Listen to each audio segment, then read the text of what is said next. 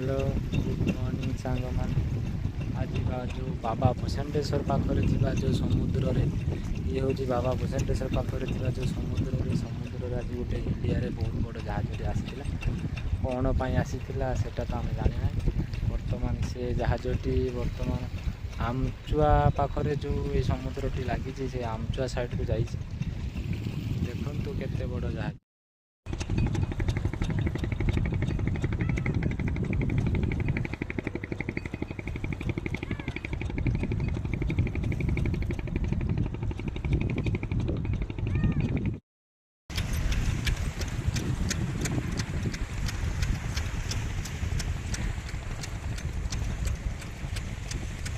देखु